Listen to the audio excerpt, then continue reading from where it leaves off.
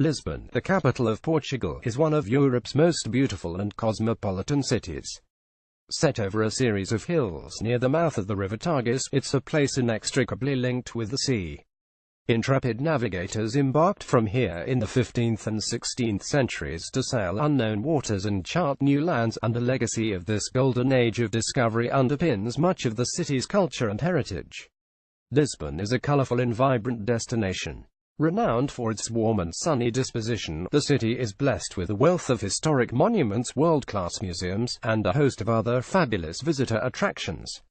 You can explore the narrow streets of the Old Quarter, stroll the riverbank promenade, or wander through verdant parks and gardens.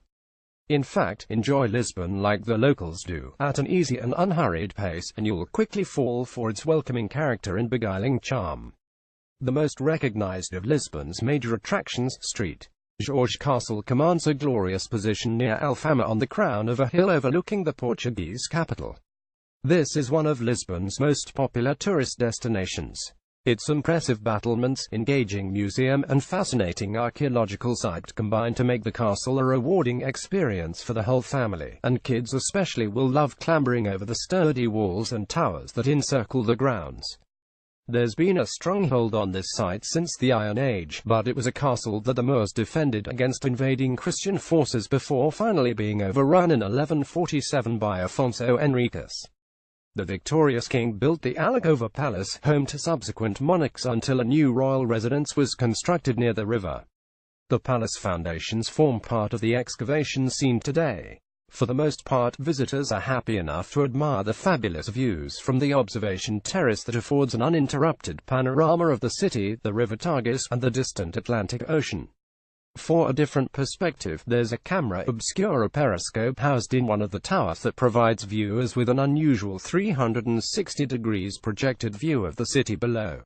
A highlight of any Lisbon sightseeing tour, the 16th-century Jerónimos Monastery is one of the great landmarks of Portugal, a stunning monument of immense historic and cultural significance deserving of its UNESCO World Heritage Site accolade. Near the riverfront in Lisbon's attractive Belém neighborhood, the monastery, also known as the Hieronymite Convent, was commissioned by King Manuel I in 1501.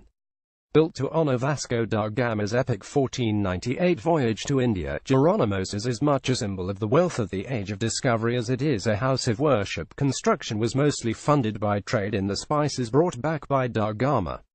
Star features include the fantastically elaborate south portal and a beautiful and serene manual and cloister. The Vasco da Gama's tomb lies just inside the entrance to Santa Maria Church. Read more. Mosteiro dos Jerónimos, a visitor's guide. The Lisbon Oceanarium is one of Europe's finest aquariums, and one of the largest in the world. It's also arguably the most family-orientated of all the city's visitor attractions. Designed by Peter Chermayeff and built for the Expo 98 World Exposition in an area now known as Parque das Nações, the Oceanarium is home to a mind-boggling array of fish and marine animals, including dozens of different species of birds. The ingenious layout represents 4 separate sea and landscapes, effectively the habitats of the Atlantic, Pacific, Indian, and Antarctic Oceans. These surround an enormous central tank teeming with fish of all shapes and sizes, including graceful rays, bulbous sunfish, and sleek sharks, kids' favorite denizen of the deep. The wraparound plexiglass allows a fantastic close-up view of this magical undersea world, but you should also seek out less obvious, but no less extraordinary species housed in smaller aquaria such as the exquisitely delicate sea dragon and the comic clownfish. The different ecosystems are a delight to explore. The Antarctic habitat, for example, showcases playful penguins, while a pair of spirited sea otters steals the show in the Pacific tank. The Oceanario de Lisboa actively promotes conservation of the world's oceans, and besides its envious reputation as one of Portugal's most popular tourist attractions, has garnered global praise for its marine environmental awareness campaigns. But most of all, it's seriously good fun. A sparkling gem in Lisbon's cultural crown, the Museu Calous de Gulbenkian is also one of the most celebrated museums in Europe. The facility, sited in a lush, verdant park in the north of the city, is named after Calous de Sarkis Gulbenkian, an Armenian oil magnate born in 1869 who bequeathed his vast private art collection to Portugal shortly before his death in 1955. Following the terms of this endowment, a foundation was created, the centerpiece of which is this purpose-built arts complex. Gulbenkian's astonishing hoard features priceless artworks from around the world, which span 4,000 years, from ancient Egyptian times to the late 20th century. With so many pieces from so many different periods in history to absorb, you can easily spend half a day browsing the exhibition galleries, but your patience will be rewarded with a mesmerizing journey through one of the finest collections of art on the continent. Outstanding highlights in the classical and oriental art galleries include 11 Roman medallions, part of a hoard unearthed in Abu Qir in Egypt, struck to commemorate the Olympic Games held in Macedonia in AD 242. The 17th century Persian and Turkish carpets on display are some of the best preserved in the world and clear evidence of Gulbenkian's keen interest in Islamic art. Move through to the European art, 14th-17th centuries, and among the Rembrandts, Van Dycks, and other masters is Portrait of Hélène Forman c.1630 by Rubens, Gulbenkian's favorite painting. Amazingly, the rare clocks and timepieces displayed in the French 18th century decorative arts hall are all in perfect working order. Arrive on the hour and hear them chime. While here, cast your eyes over the armchair that once belonged to Marie Antoinette. More painting and sculpture from the 18th and 19th centuries, where Turner's vivid and dramatic The Wreck of a Transport Ship 1810 holds the eye, can be admired as you move through the building. One room is dedicated to Francesco Guardi and his studies of Venice. Look out, too, for Houdon's graceful Diana, sculpted in 1780. The tour of the museum ends with a fantastic collection of jewelry and glassware crafted by French Art Nouveau jeweler René Lalique, 18,601,945. None of the brooches and necklaces were ever used, except for the startling and flamboyant dragonfly woman corsage ornament, worn once on stage by actress Sarah Bernhardt. 1844-1923. The National Museum of Ancient Art is one of Lisbon's great cultural attractions, and a must-see on any tourist itinerary. This is Portugal's National Gallery and houses the largest collection of Portuguese 15th and 16th century paintings in the country. An equally impressive display of European, Oriental, and African art adds to the allure. The museum is set west of the city centre, within a 17th-century palace, itself built over the remains of the St. Albert Carmelite Monastery, which was virtually destroyed in the 1755 earthquake. Fortunately, the chapel survived, and is integrated into the building. Set over 3 levels, the extensive permanent collection requires a good 2 hours of your time. Begin by exploring the aforementioned St. Albert Chapel on level 1 and then meander through rooms exhibiting Portuguese applied art, furniture, tapestries, and textiles, among other objects, many reflecting the influences of Portugal's colonial explorations. Look out for the exquisite 17th-century casket from India crafted in silver gilt. Indeed, level 1 houses some truly remarkable works. Notable pieces here include Hans Holbein the Elder's Virgin and Child with Saints 1519 and the beautiful 1521 portrait of St. Jerome by Albrecht Dürer. The astonishing fantasy that is The Temptations of St. Anthony c.1500 by Hieronymus Bosch is a highlight. Jewelry, ceramics, gold, silverware, and art from the Portuguese discoveries all hold the gaze on level 2, but make a point of studying the fascinating 16th-century Japanese Namban screens that illustrate the Portuguese trading in Japan. Level 3 is devoted to Portuguese painting and sculpture. The don't miss treasure is the altarpiece that portrays the panels of St. Vincent, painted in 147,080 by Nuno Gonçalves, the official artist for King D. Afonso V. The gardens at the rear of the museum deserve a mention. Fine views of the river can be enjoyed from the terrace, and there's a cafe where you can relax and contemplate the visual feast just encountered. West of the city centre, near Alcantara, and housing a fabulous collection of Oriental art built up by the influential Fundação Oriente, this engaging cultural facility chronicles Portugal's presence in Asia and the Far East.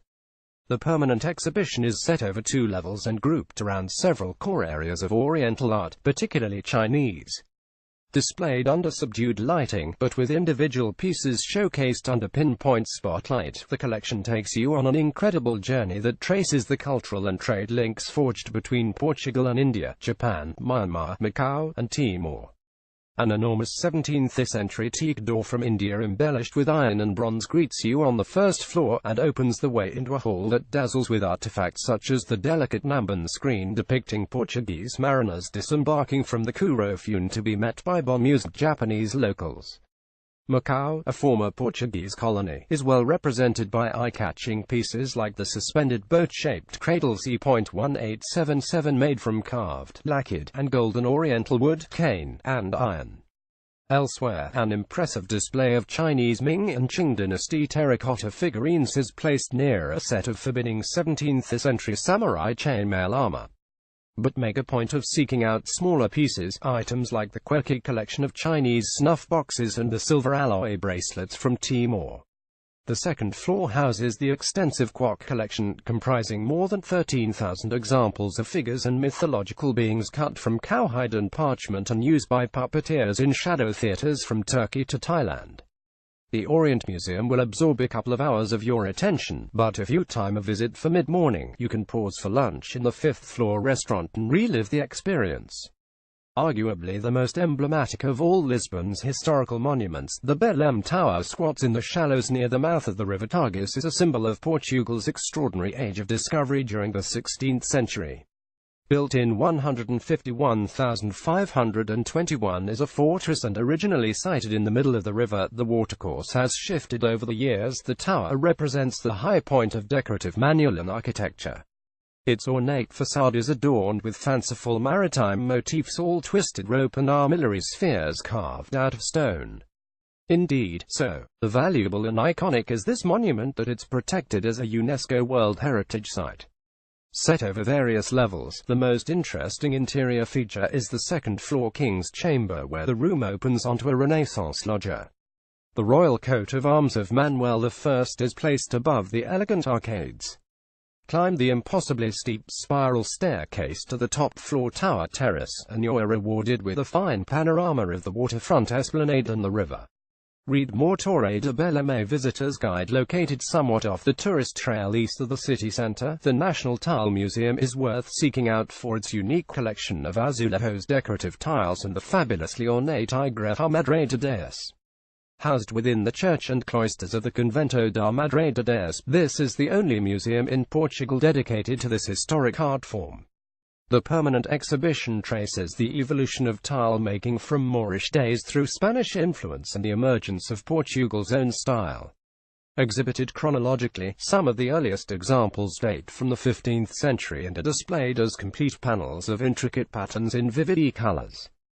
Portuguese tilework features the more familiar blue and white azulejos, with one outstanding piece, a 36-meter tiled panorama of pre-earthquake Lisbon, one of the highlights of the collection. Entry to the museum includes access to the 16th-century Church of Madre de Deus. Here, visitors are treated to one of the most ebullient and decorative church interiors anywhere in Portugal, a sumptuous Baroque showcase of gilded woodwork, shimmering 17th-century azulejos, and a stunning Rococo altarpiece. Hours: Tucson 10 a.m. 6 p.m. Last entry 5:30 p.m. Closed mon and public holidays. Admission: adults €5, over 65 €2.50, children 15-18, traveling with parents €2.50, children under 14 free. Looming somewhat incongruously over the rooftops of Lisbon's Baixa downtown district is the odd-looking Santa Justa lift, a neo-Gothic elevator and the most eccentric and novel means of public transport in the city. At first glance, its riveted wrought iron frame and battleship grip paint conjure images of the Eiffel Tower in Paris, and there is a connection. The French architect Raoul Mesnier du Poncet, an apprentice of Gustave Eiffel, designed the elevator, which was inaugurated in 1901. It was built as a means of connecting the Baixa with the Lago de Carmo in the Bairro Alto neighborhood, a trendy area of the city peppered with expensive shops, fado houses, and small restaurants. Today, it is curious tourists rather than the commuting public who make the 32-meter jaunt to the top, traveling in wood-paneled cabins that still feature the original polished brass instruments. The cabins creak the way to a platform set just below the top terrace.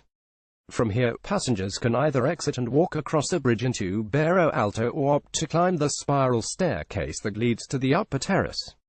The views from the top are superb and take in a busy urban canvas of pedestrianized streets, picturesque squares, and the omnipresent castle in River Tagus. You can also enjoy a wonderful perspective of the nearby Igreja de Carmo. Expect large queues throughout the summer season. Another unique form of transport in Lisbon is the Elevador da Bica, a funicular railroad that was constructed by Raul Mesnier de Ponce and opened to the public in 1892. Today, it still rises above the steep Rua da Bica de Duarte Belo and whisks passengers up to a panoramic viewpoint. The lower station of this funicular railroad is almost hidden behind a facade on the Rua de S. Paulo with the inscription Ascenso da Bica number 234. While here, it's worth exploring this peaceful little quarter known as Bica, which runs down from the Calcadia de Combarua de Loreto to the Tagus. Only a few cars journey here due to its sloping topography, narrow streets, and densely packed buildings. In the city's Castelo district near the ancient Alfama neighborhood, Lisbon's fortified Romanesque cathedral, the S.E. Acute, has undergone several design makeovers since the original structure was consecrated in 1150. A series of earthquakes culminating in the devastating 1755 tremor completely destroyed that which stood in the 12th century.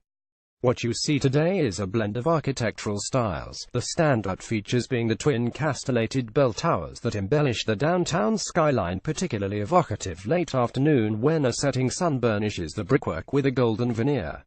Inside, a resplendent rose window helps illuminate a rather gloomy interior, and you're likely to head straight for the treasury where the cathedral's most valuable artifacts are on display, items that include silverware made up of chalices and reliquaries, intricately embroidered vestments, statuary, and a number of rare illustrated manuscripts.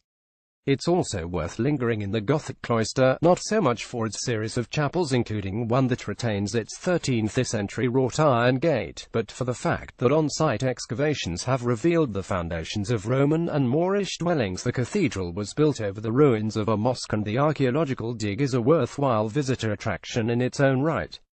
Dominating the Belém waterfront is the angular monument to the discoveries, an enormous monolith that leans over the River Tagus to resemble the prow of a caravel, the type of ship commanded by the Portuguese navigators in the 15th century to chart unexplored oceans and discover new lands.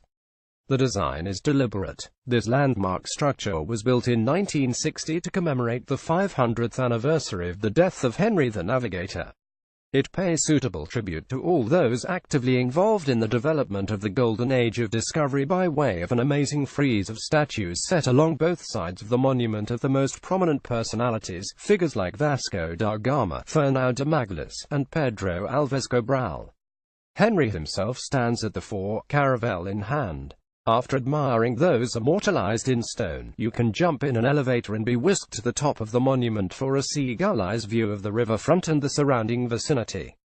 Sunk into the esplanade below is a huge pavement compass, a giant mosaic map of the world that charts the locations and dates each new land was discovered. It's one of Lisbon's more unusual photo opportunities. Lisbon's huge riverfront square, Praça de Comércio, is impressive enough seen from the ground, but it's only when viewed from the Arco da Rua Augusta that its vast dimensions can really be appreciated. The landmark 19th-century arch lies at the northern edge of the concourse near the southern tip of Rua Augusta, the city's main pedestrianized thoroughfare. Designed by Portuguese architect Santos de Carvalho and built to mark the reconstruction of the capital after the 1755 earthquake, the monument was inaugurated in 1873. It's only recently that the public has been allowed to visit the top of the arch, where a terrace is surmounted by an allegorical statue of glory, itself crowning figures representing bravery and genius and decorated with wreaths.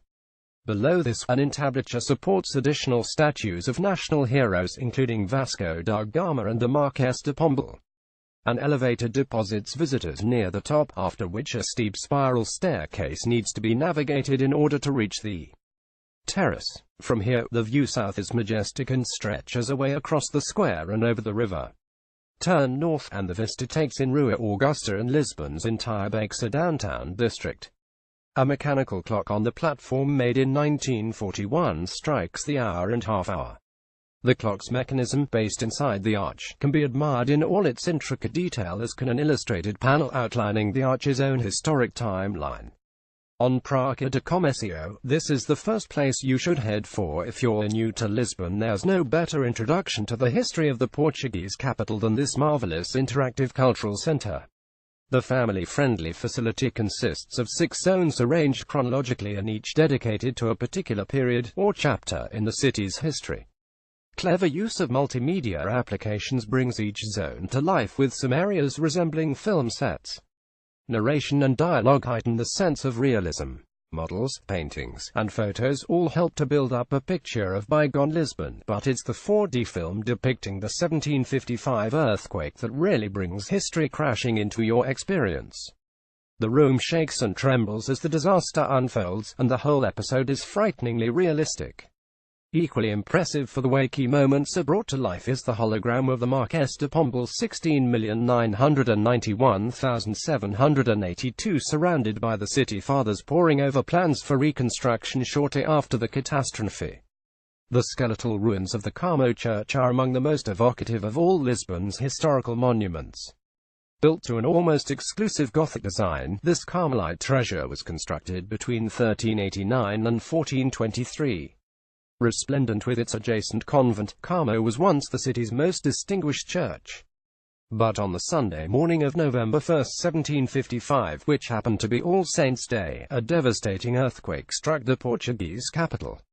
The violent tremors almost destroyed most of the building, and hundreds of worshippers perished under falling masonry. The chancel withstood the shockwaves, but the rest of the church was never rebuilt. Today, visitors can wander the open nave, overshadowed by the surviving arches that bow upwards into the sky. The chancel is now the delightfully quirky Museu Arqueológico de Carmo, where exhibits include a Visigoth pillar and a Roman tomb. Among the more bizarre displays are 2 ancient mummies lying prone in the glass cases. The church facade overlooks the picturesque Lago de Carmo in Chiado, the centerpiece of which is the filigree Chafares do Carmo fountain.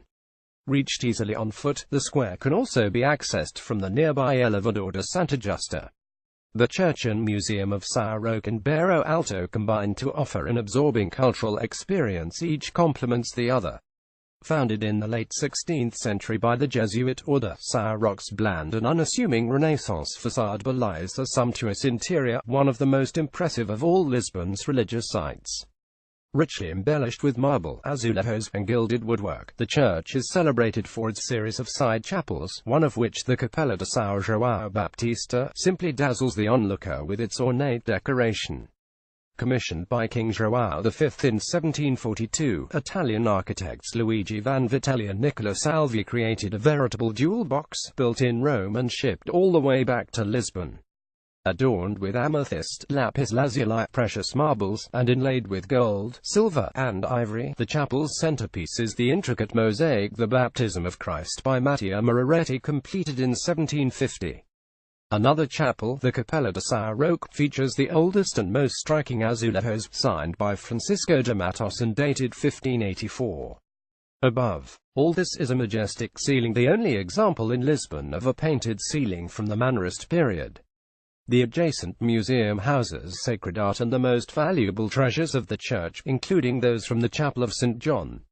A highlight is the Shrine to São Roque, a series of early 16th century panels illustrating the life of the saint. But spend time, too, seeking out exquisite individual pieces like the reliquary casket of St. Francis Xavier made in Goa in 1686 from pierced silver. The ensemble of 18th century vestments resplendent in silk and gold embroidery is a rare collection. One of the more unusual visitor attractions in Lisbon is this extraordinary archaeological museum set on and beneath Rua Augusta in the city's Baixa downtown district. The museum was built around excavations that had revealed the remains of Iron Age dwellings and Roman fish-preserving tanks unearthed by a building team during the construction of a new bank. Archaeologists were called in, and as work progressed, more artifacts were discovered, including Roman mosaics, a 5th century Christian burial chamber, and the foundations of Moorish walls and flooring. The developers had chosen to build over a site that had been occupied by different civilizations over many thousands of years. Indeed, pottery and coins from the medieval period were also found, and 18th century foundations identified. Instead of bulldozing over this fascinating multi-layered treasure trove, it was decided to preserve the entire site by building over and around it. Today, you can join a free, pre-booked guided tour that begins on the ground floor in the exhibition hall with glass floor panels that allow visitors to view sections of the excavated basement.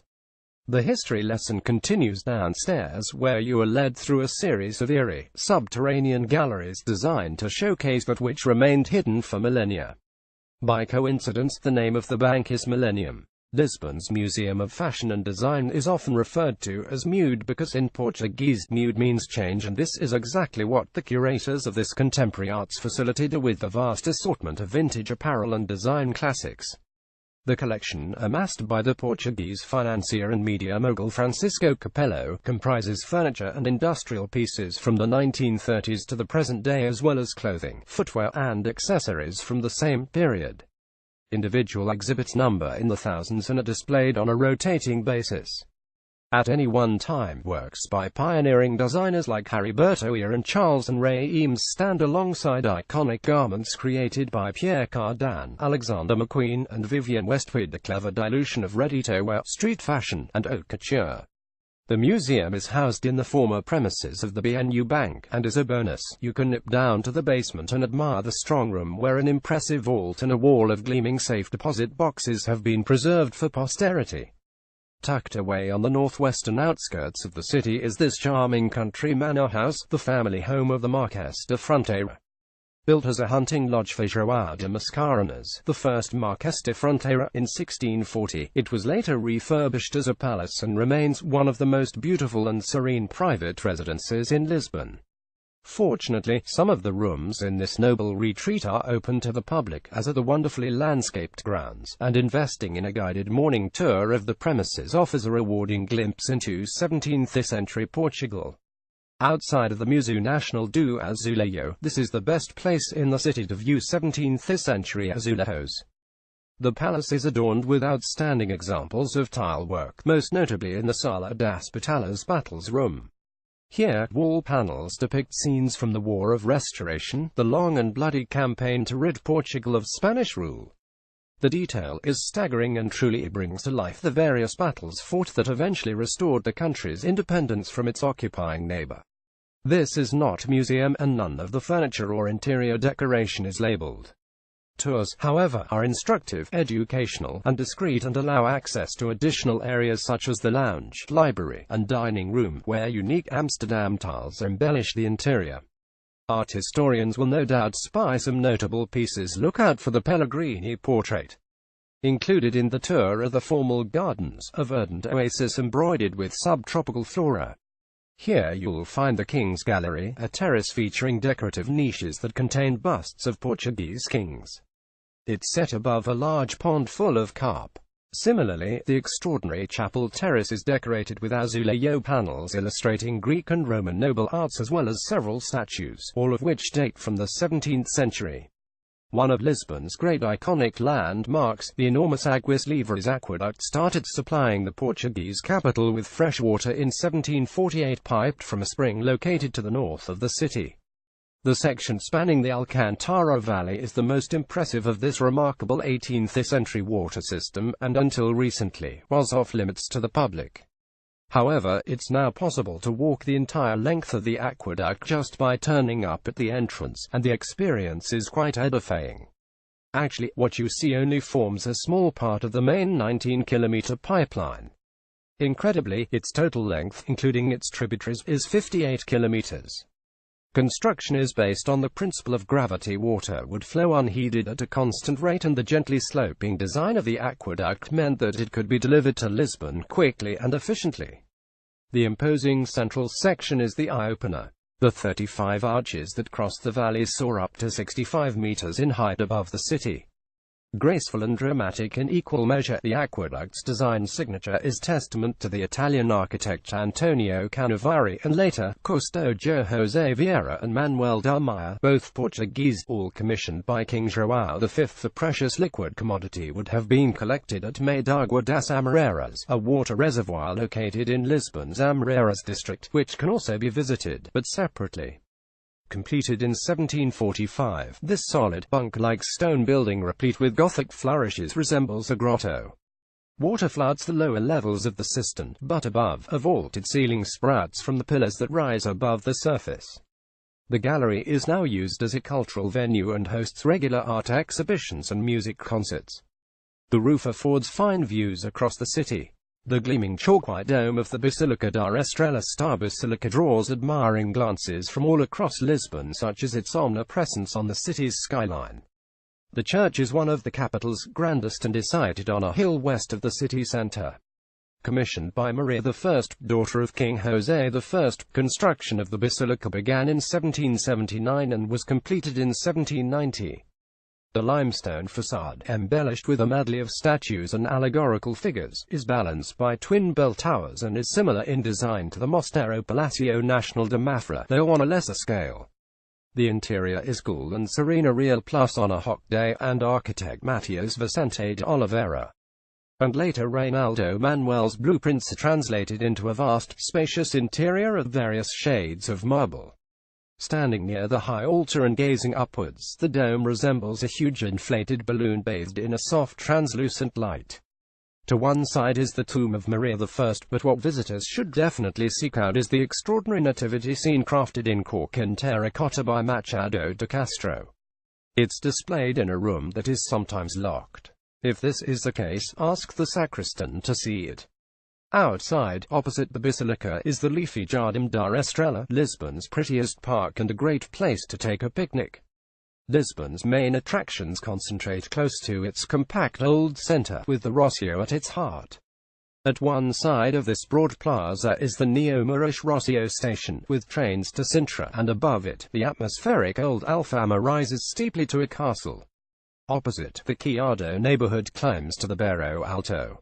Together, these areas form the heart of Old Lisbon, where restaurants, shopping, and attractions cluster handily, with trams and a landmark elevator to do the hill climbing. Here are some highly rated hotels in these areas of Lisbon. Luxury hotels beside Rossio station stands the Avenida Palace, Lisbon's grande dame of Belle Epoque style, with glamorous surroundings, a few steps from prime attractions. A block away, the elegant, contemporary rooms of the heritage Avenida Liberdade Hotel overlook the leafy promenade, offering serenity in the heart of Lisbon. Just behind the cathedral, Memo Alfama Hotel is a newcomer right on the historic tram 28 line, with smart design and breathtaking views across the Alfama and river.